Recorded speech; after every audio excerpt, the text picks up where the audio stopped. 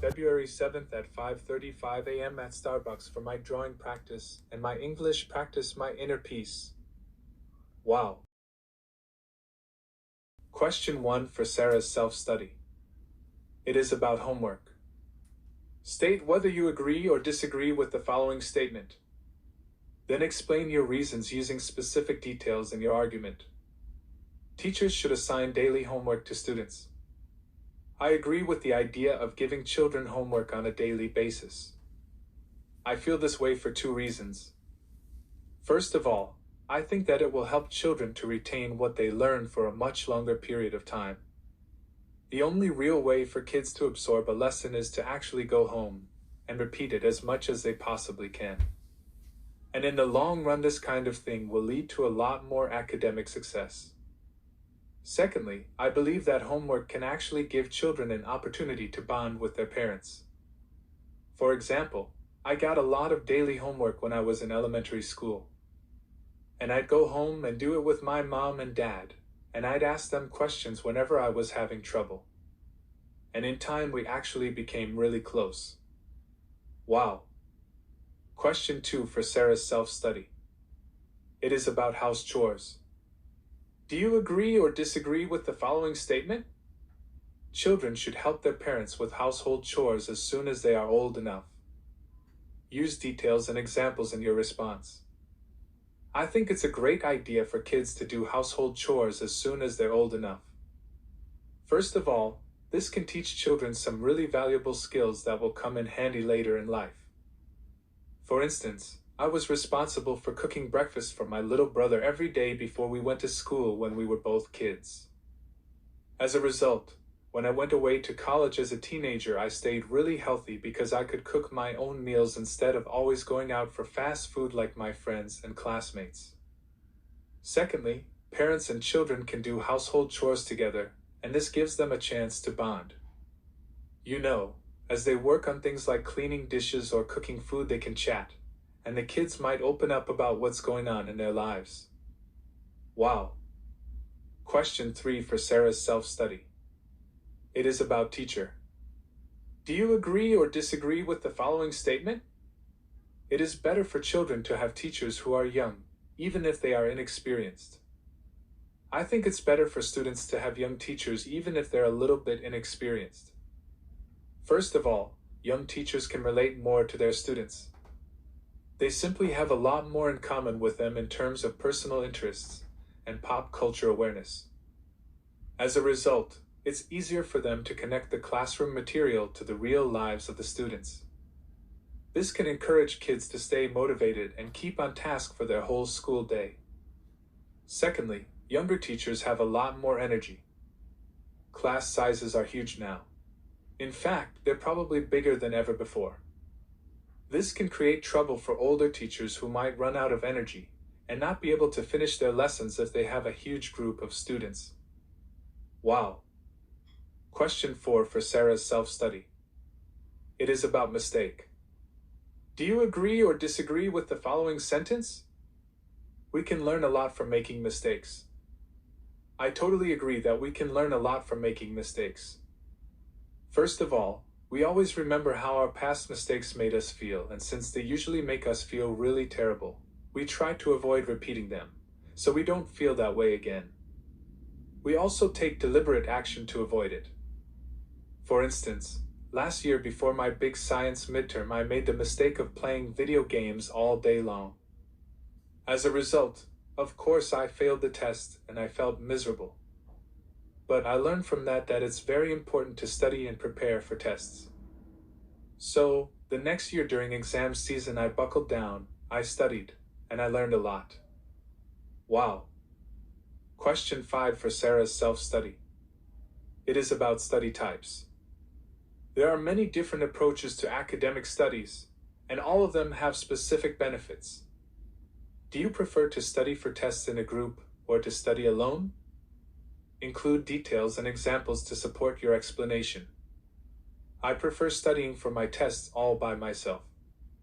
I feel this way for two reasons. First of all, I can focus entirely on what I need to learn.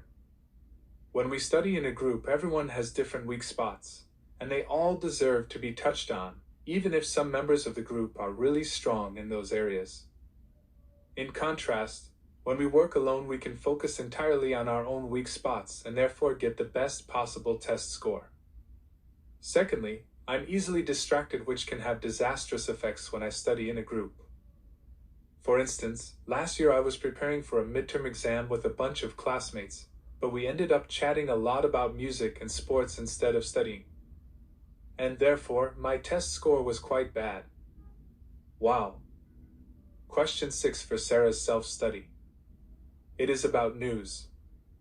Some people like to watch television news programs every day, while others like to watch them only now and then. Which do you prefer? Include details and examples to support your explanation. I definitely prefer to watch the news only occasionally. There are two reasons for this. First of all, too much time spent watching the nightly news makes me feel really anxious. For instance, if I hear about some new war or disaster every day of the week, I get really depressed, and this makes it a lot harder to function in my daily life. Secondly, I think watching the news every day can be a waste of time. Like, if I spend an hour every day watching a news broadcast, I just don't have enough time for more important things. For example, this month I stopped watching the nightly news and suddenly it became a lot easier to get all of my homework assignments done. Wow.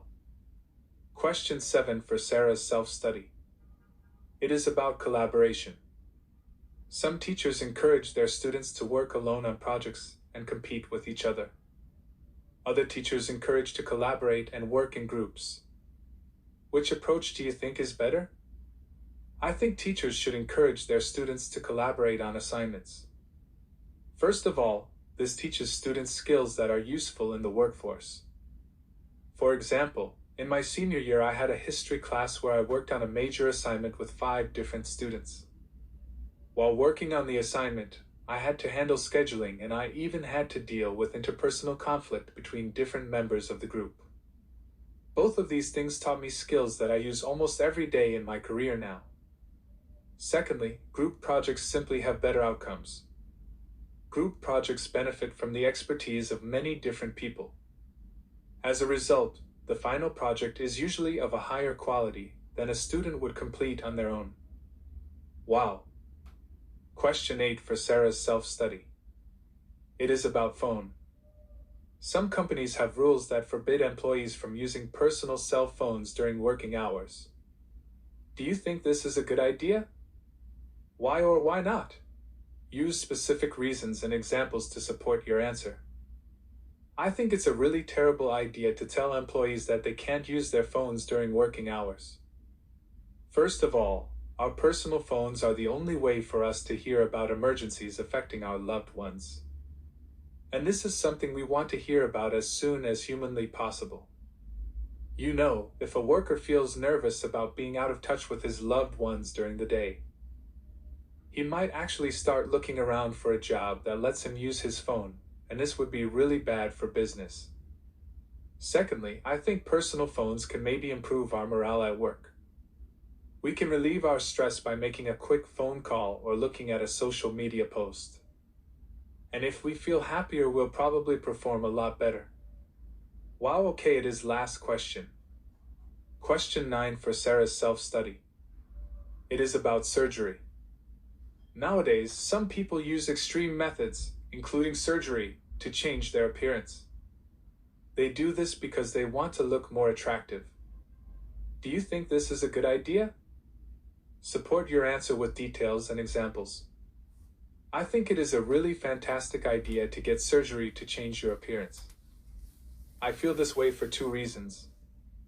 First of all, it can make us feel a lot more self-confident. If we really like our appearance, we can feel a lot less shy when talking to people. And it will be easier to interact, and therefore we'll achieve more success in our personal and professional lives. Secondly, if we don't like the result of our surgery, we can always change it back. I mean, plastic surgery is really affordable these days, So if you get some surgery and it looks bad, you can just get another procedure done. Ha ha. Dear Sarah, please think positive and cheers. God bless you.